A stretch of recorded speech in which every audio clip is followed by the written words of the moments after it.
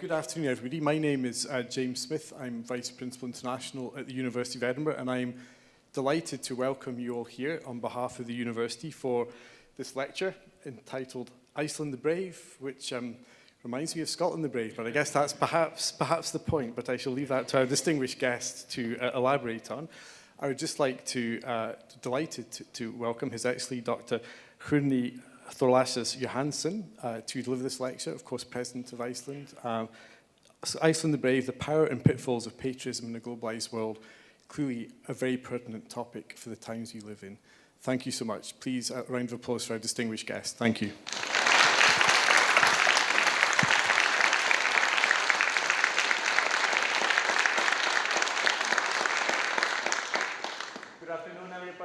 Dear Vice Principal, it's a pleasure and honor to be here with you. I'm so grateful for the opportunity to talk with you about, yes, Iceland the Brave and the power and pitfalls of patriotism or nationalism, I'll use these two words, in a globalized world. Now, let's begin. This is me, obviously. And this is Látrabjarg, the westernmost part of Iceland. And I know that if I would walk 500 miles, and I would walk 500 more from here, you would get to Látrabjarg, almost exactly. I checked it online, couldn't find the location Látrabjarg, but the closest municipality and the distance from there to Edinburgh, 978 miles. So there we are, 500 miles and 500 more. And there are similarities, I think, with this landscape and the landscape I have seen on my previous visits to Scotland, especially the northern part of Scotland. About 20 years ago, my wife Eliza and I we were on vacation in Scotland, and we stayed at Achnaheard and Akeltibúi, and the surroundings reminded me of Iceland. Pretty barren, but beautiful all the same. That was some 20 years ago, but allow me to recall my first visit to Scotland. It was in the early summer of 1976. My parents and my brother went by ferry from Iceland to the Faroe Islands and then onwards from there to Scotland. We arrived in Thurso and then we drove down to Wick in Caithness, or should I say, we arrived in Þórsá, went on to Vík in Katanes. See the similarities? It's there's such a strong sense of bond between Iceland and Scotland historically. And that's one point I want to make here about nationalism in a globalized world, that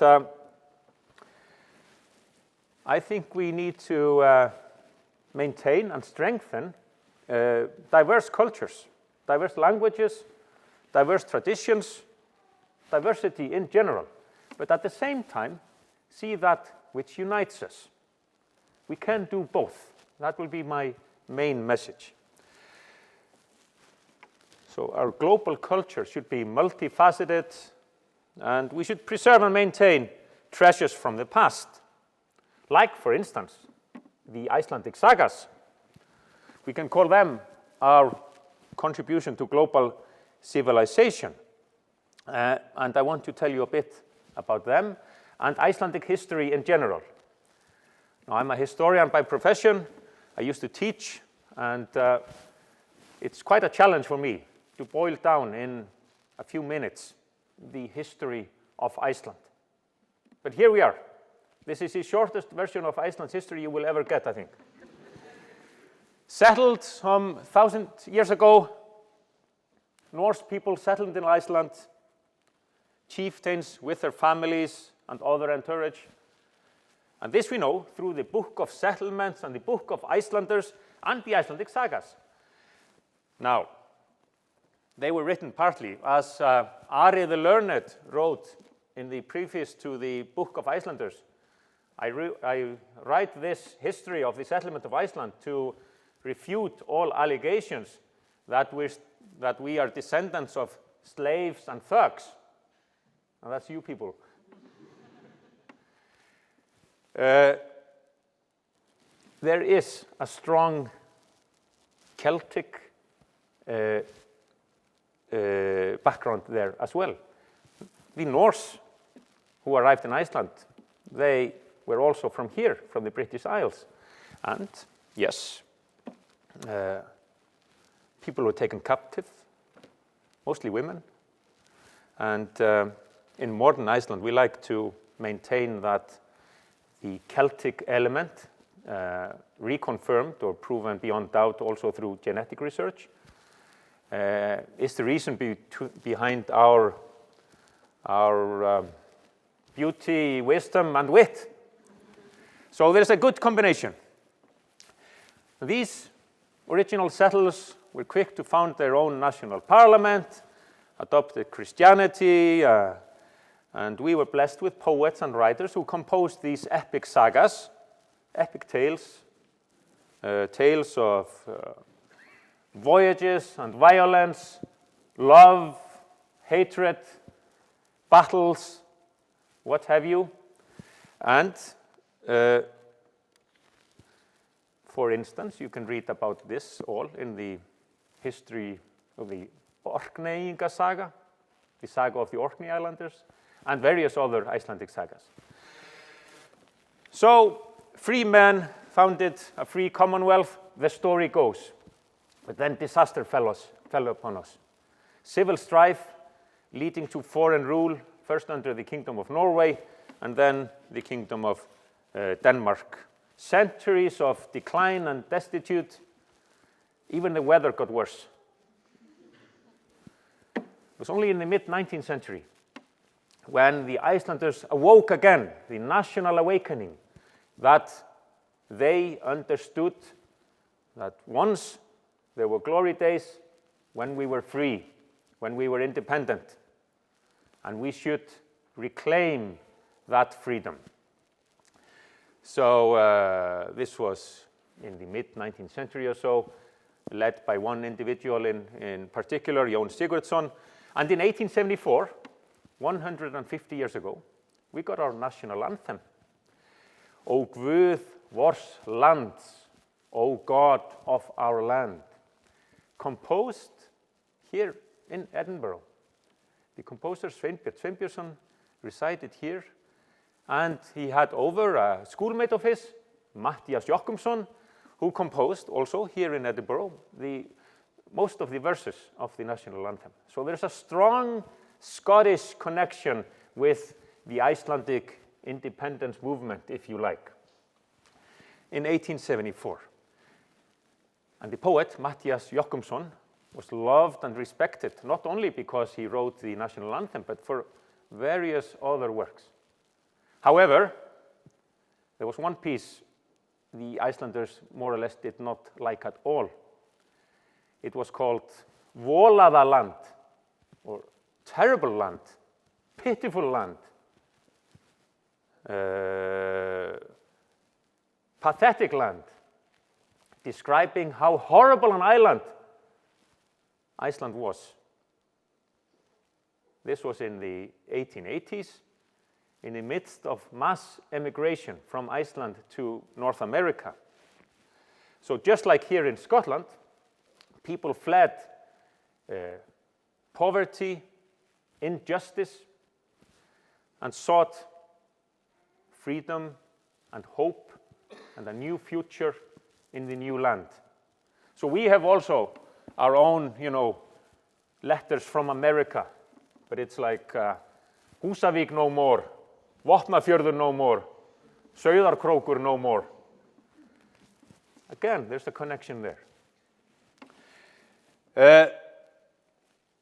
In relation to the population at home, there are more Canadians of Icelandic origin than there are Scots or even French.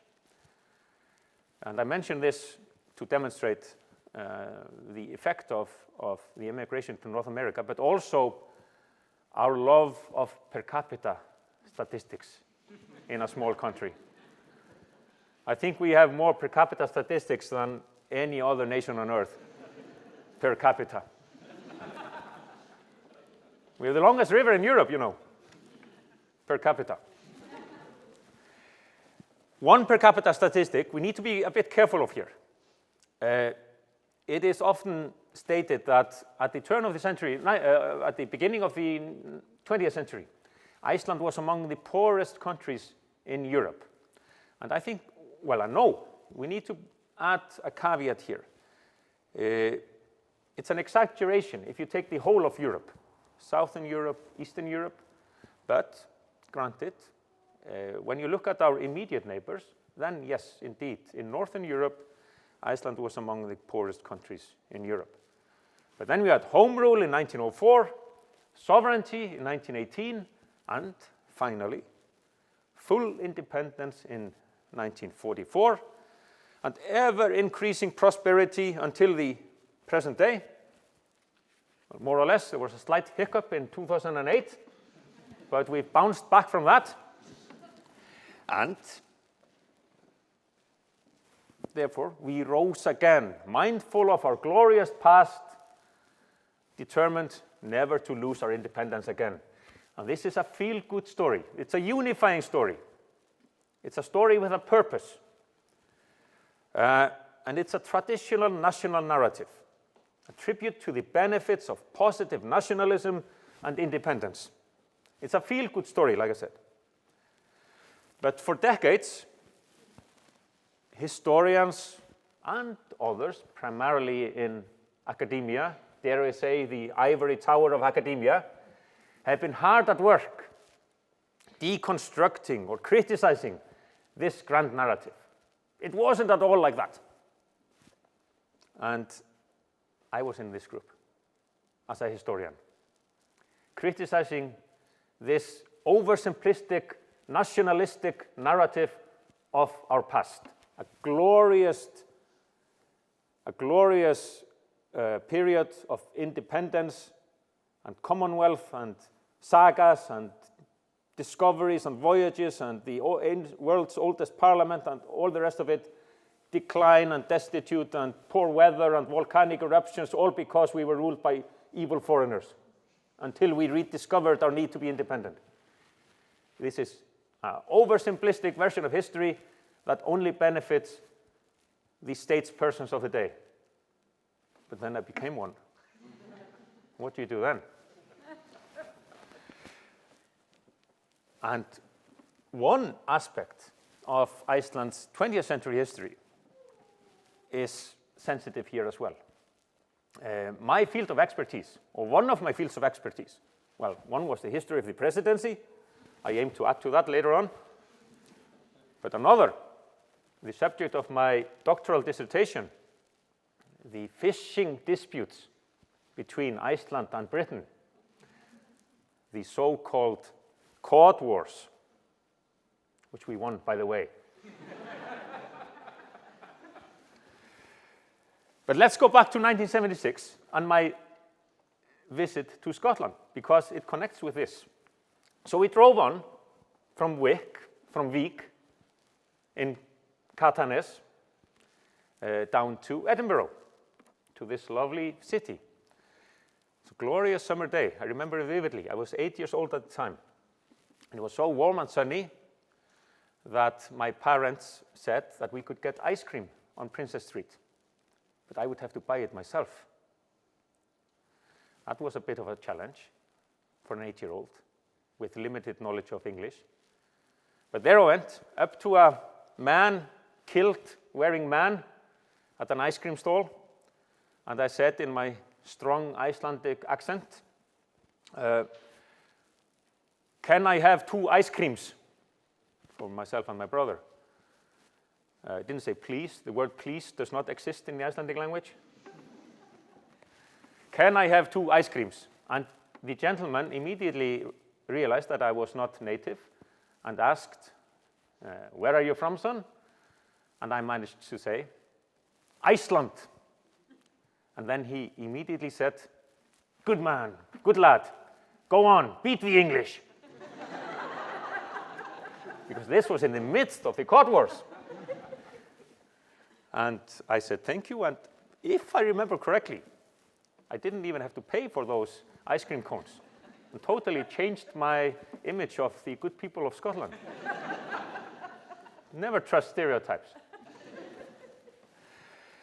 The Cod Wars are a prime example of a small state punching above its weight on the international scene. And I'm just going to, again, I gave you a brief version of the history of Iceland from the start to the present day. Again, a very brief introduction and overview of the Cod Wars. It's a series of fishing disputes. So British trawling, fishing conducted by trawl, began off Iceland in the late 19th century. And these trawlers sailed from big fishing ports in England, Hull, Grimsby, Fleetwood, and, mind you, Aberdeen up in Scotland. So the ice cream person wasn't quite on the mark when I said, when he said, go on, beat the English, because we had to beat the Scots as well. But that's just a minor part of the story. But for instance, the late Stuart Adamson, I hope you know his name, singer of Big Country, my favorite rock band in the 1980s. His father was a trawlerman, if I understand correctly. So the Cod Wars, these were a series of fishing disputes. So Iceland extended its fishing limits, first from 3 miles to 4 miles in 1952, 4 to 12 in 1958, 12 to 50 in 1972, and then 50 to 200 in 1975. And on the last 3 occasions, 12, 50, and 200, the British replied by sending warships, by sending the Royal Navy to protect British trawlers fishing in those disputed waters. Initially, there was very little we Icelanders could do. My grandfather was one of the Coast Guard vessels, and basically what they would do was to sail next to a British trawler and use a loudhailer and shout, again in strong Icelandic accent, "You are fishing illegally in Icelandic waters, you must leave immediately." And they would just say, politely or not, "Bugger off." And that would be the end of it. In the 1970s, however, things changed dramatically in our favor. I'm going to get a glass of water here.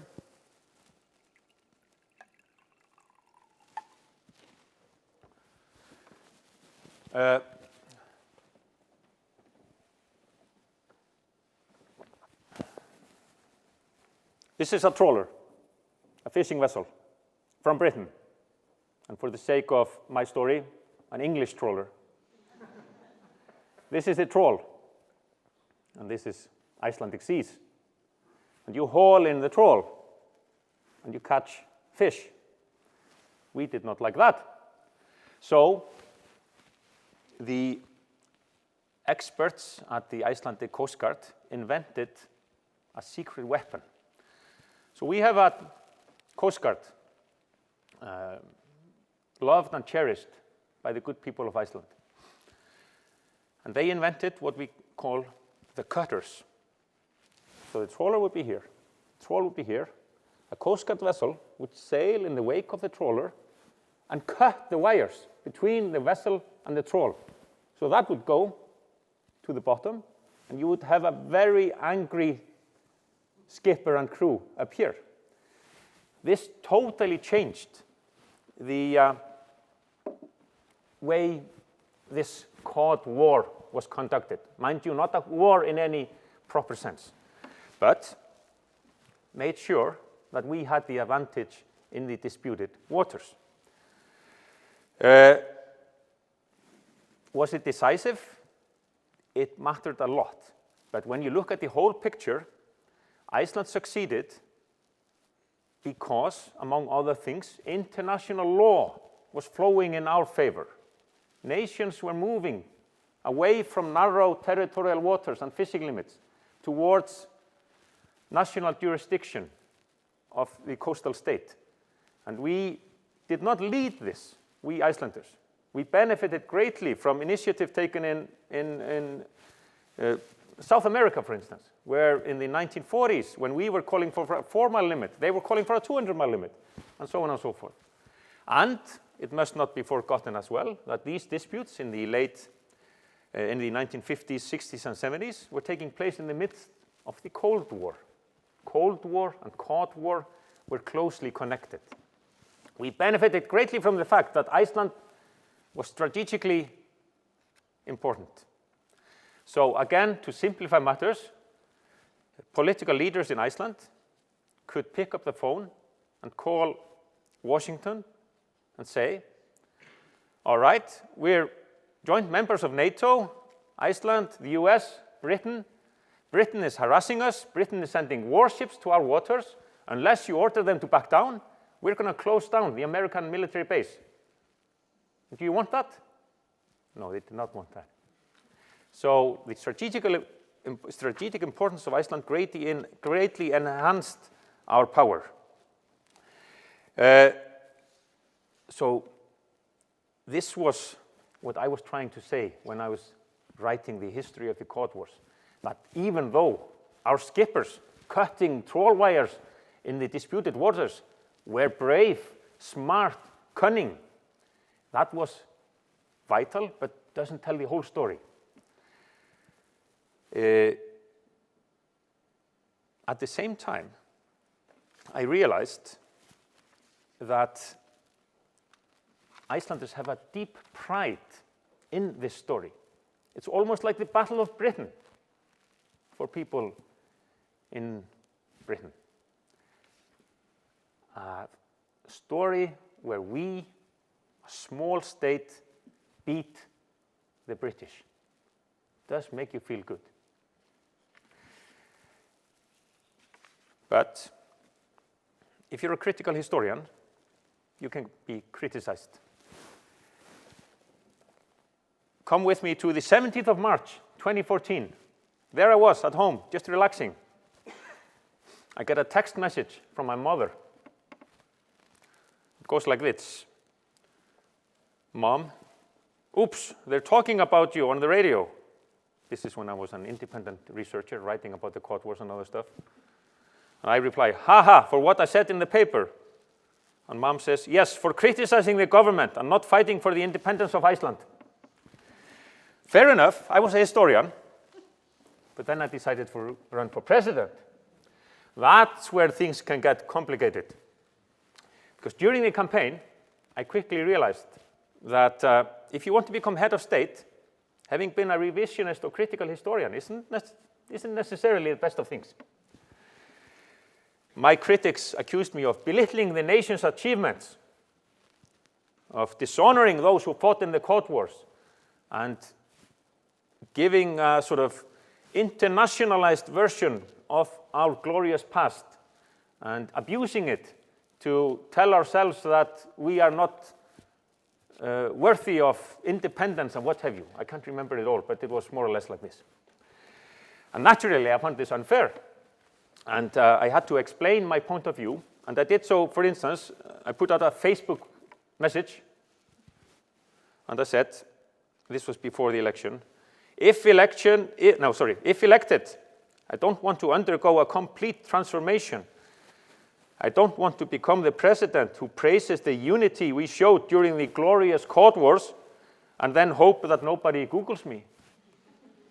But I would want the nation to understand that we can present the past in all its variety without being accused of disparaging the achievements of those who are in the forefront. So, in other words, when it comes to history, and I guess academia, can a critical historian be a patriot? Can a critical historian be president? Well, I did get elected. and re-elected. And I'm convinced that the answers to these questions are a resounding yes. I think, like I said at the beginning, we can do both.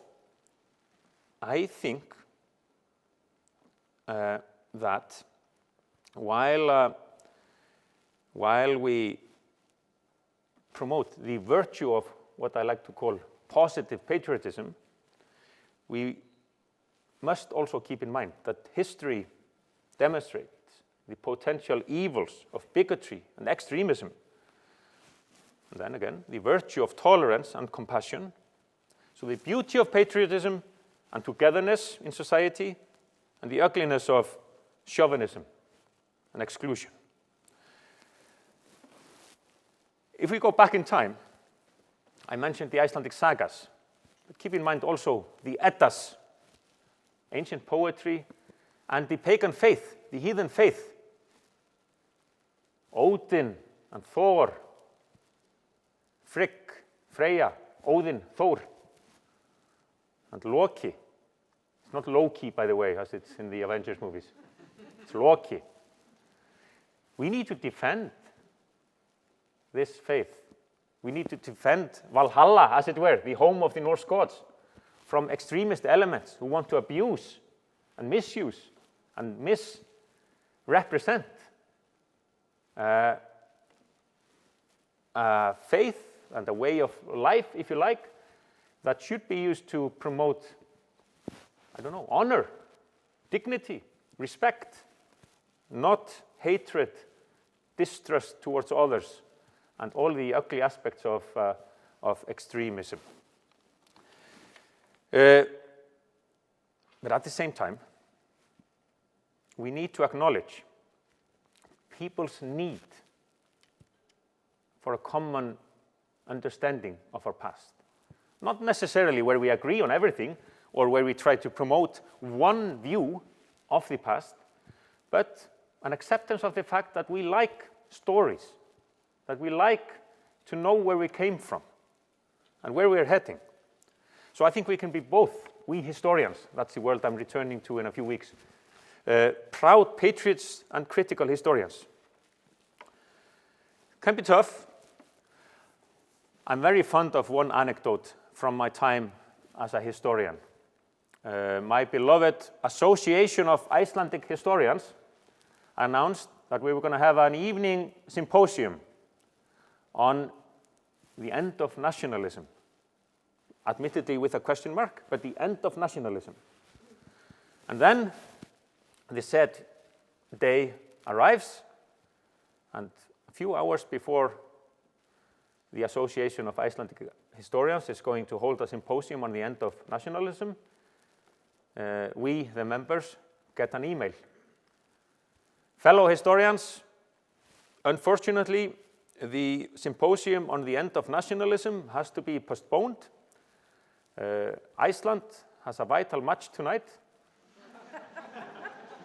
and everybody's going to watch that. Not discuss the end of nationalism. And since we're here, and since we're talking about me and my presidency, I was elected on the 25th of June, 2016.